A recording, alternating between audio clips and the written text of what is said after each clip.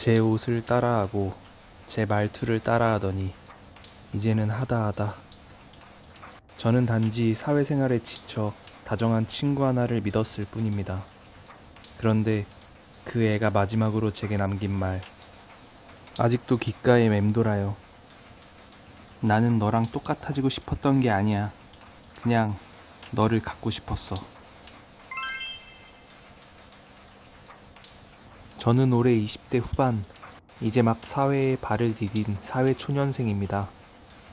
4년제 공대를 졸업했고 다른 친구들보다 취업 준비가 조금은 더 힘들었습니다. 비전공 여초기업을 지원하는 것도 어색했고 면접도 몇 번이나 떨어졌습니다. 그나마 지금 다니는 회사는 대기업은 아니지만 꽤 탄탄한 중견기업입니다. 제 기준에서는 정말 감사한 직장입니다. 하지만 문제는 입사 초반부터 시작됐습니다. 여초 회사에, 그것도 공대를 나와서 들어온 저 같은 스타일의 여직원은 그다지 환영받지 못하는 분위기였습니다. 말도 잘 못 붙이겠고 점심시간엔 누구랑 밥을 먹어야 할지도 모르겠고 어쩌면 제가 좀 무뚝뚝하고 낯가리는 성격이기 때문에 더더욱 적응이 어려웠는지도 모르겠습니다. 그때 저에게 먼저 손을 내밀어준 사람이 있었습니다. 저보다 입사 선배이지만 나이로는 동갑인 친구였습니다. 성격은 활달했고 말도 조곤조곤하게 잘 걸어왔습니다. 어느 날은 같이 밥 먹을래요? 하고 웃으며 물어봐줬고 저는 그게 너무 고마웠습니다. 그날 이후로 우리는 매일같이 점심을 함께 했고 커피도 같이 마셨습니다. 회사 메신저로는 소소한 일상부터 상사 뒷담화까지 참 많은 이야기를 나눴습니다. 동갑인 나이로 서로 이름을 부르며 편하게 불렀습니다. 선배였지만 먼저 말을 편하게 놓자고 말해준 이 친구 덕분에요. 퇴근하고는 맥주 한잔 함께 하며 회사 욕을 하고 주말에는 가끔 만나 맛있는 것도 먹고 정말 친한 친구처럼 시간을 보냈습니다. 또 고향이 지방인 저를 배려해 어머니의 반찬을 갖다 준다던가 퇴근 후 혼자 있을 저를 생각하며 많은 시간을 함께 보내주었습니다. 이 친구 덕분에 저는 이 회사를 조금씩 편안하게 느끼기 시작했습니다. 그런데 언제부턴가 그 친구가 제 옷차림을 따라하기 시작했습니다. 처음에는 그냥 우연인가 싶었습니다. 같은 브랜드의 비슷한 색상의 셔츠를 입었을 때도 요즘 트렌드인가 보다 하고 넘겼습니다. 하지만 점점 이상한 느낌이 들기 시작했습니다. 제가 입은 블라우스와 거의 흡사한 디자인의 옷을 그 친구가 며칠 뒤 입고 오기도 했고 제 가방과 똑같은 모양의 가방을 메고 나타났습니다. 똑같은 건 아니었습니다. 색깔이 조금 다르거나 디테일이 살짝 달랐지만 보는 사람 입장에서는 분명 비슷하다고 느낄 정도였습니다. 회사 사람들이 둘이 자매야? 라고 할 정도였습니다. 그 말이 왜 그리 불쾌했는지 모르겠습니다. 웃으며 넘겼지만 속으로는 너무 찝찝했습니다. 가끔은 거울을 보며 제가 그 친구를 따라하고 있는 건 아닐까 싶을 정도로 혼란스러웠습니다. 머리 스타일도 따라했습니다. 제가 단발로 자르고 나니 한 달도 안 돼서 그 친구도 비슷한 길이의 단발로 자르고 왔습니다. 머리를 묶는 방식, 액세서리 스타일, 신발 디자인까지 무엇보다도 너무 싫었던 건 그 친구가 저에게 한 번도 묻지 않았다는 점입니다. 너 그거 예쁘다.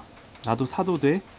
라고 한마디만 했어도 저는 당연히 그럼요 라고 했을 겁니다. 그런데 그런 말 없이 은근슬쩍 제 옆에서 비슷한 것들을 흡수해 갔습니다. 그러던 어느 날이었습니다. 평소처럼 점심시간에 카페에 갔다가 우연히 회사 근처 야구용품점 쇼윈도에 진열된 유니폼을 보게 됐습니다. 저는 평소부터 야구를 굉장히 좋아했기에 관심 있게 들여다보고 있었는데 마침 지나가던 그 친구가 저를 발견하고 다가와 말했어요. 야구 좋아해? 라며 묻더군요. 저는 그냥 그렇다고 유니폼이 예쁘기도 하고 제 응원팀 유니폼이라 한번 사볼까 고민 중이라고 했습니다. 그 친구는 그렇구나 라며 가볍게 웃으며 지나갔고 저는 별 생각 없이 넘겼습니다. 그런데 2주 후 정말로 그 친구가 유니폼을 입고 회사에 출근한 겁니다. 심지어 제가 사려고 했던 그 디자인과 거의 흡사한 유니폼이었고 심장은 쿵 내려앉았습니다. 더 충격적인 건 그 친구가 환하게 웃으며 야, 나 유니폼 샀다? 너 야구 좋아한다고 했지? 나 요즘 야구 너무 재밌더라. 우리 이번 주말에 같이 야구장 갈래? 라고 말했을 때였습니다.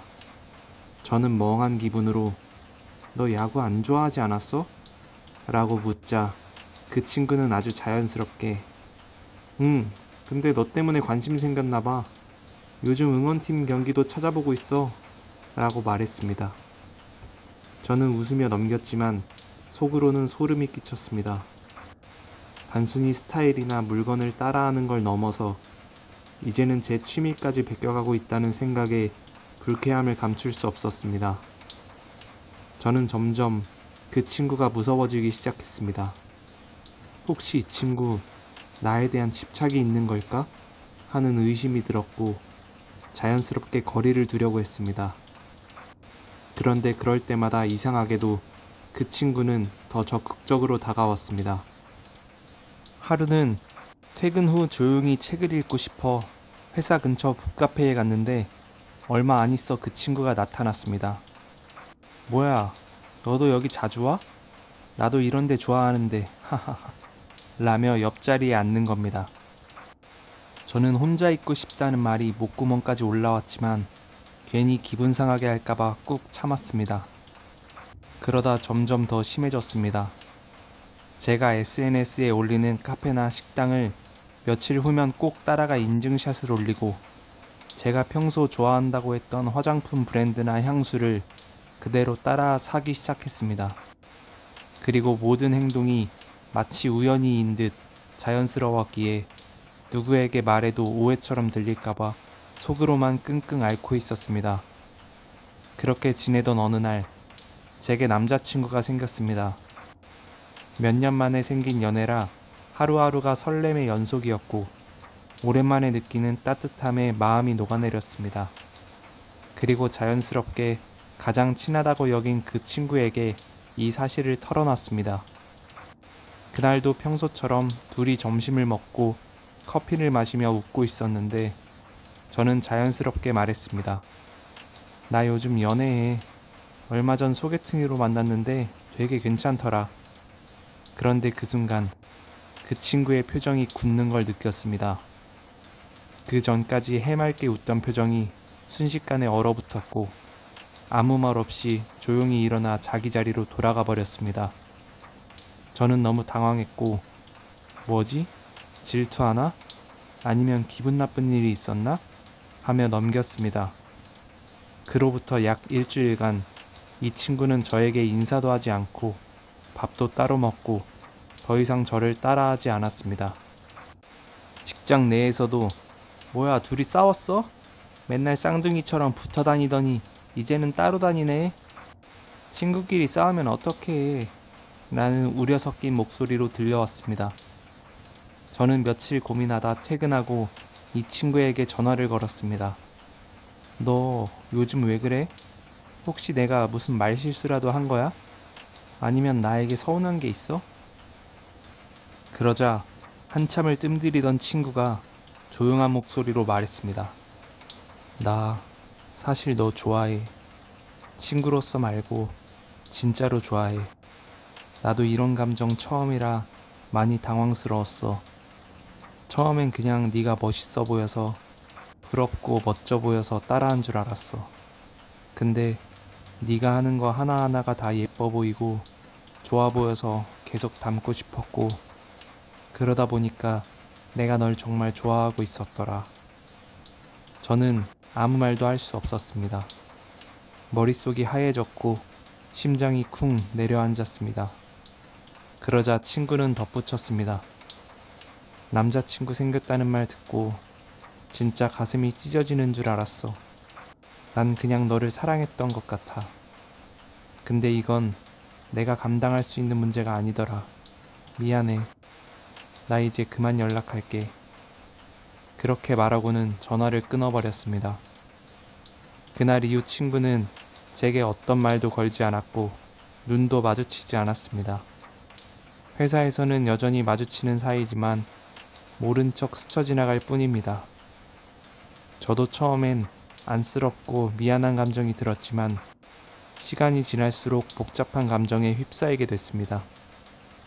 처음에는 분명 고맙고 친한 친구였는데 점점 제 삶을 잠식해 들어오는 존재가 되었고 결국에는 제가 누구인지조차 혼란스러울 만큼 따라하더니 마지막엔 저를 사랑했다는 고백까지. 저는 지금 너무 혼란스럽습니다. 사실 고민할 필요도 없습니다. 저는 당연히 동성애자도 아니고 현재 사랑하는 남자친구도 있으니까요. 그런데 제가 사연을 보내는 진짜 이유는 따로 있습니다. 얼마 전 모르는 번호로 전화가 왔습니다. 네, 여보세요? 하고 받으니 이 친구의 어머니셨더라고요. 부모님과 함께 살고 있는 이 친구가 저와 통화로 고백을 한 2주 뒤 수면제를 여러 알 먹고 자서 응급실에 와 있다는 이야기였습니다. 다행히 목숨에 지장이 갈 정도는 아니었습니다.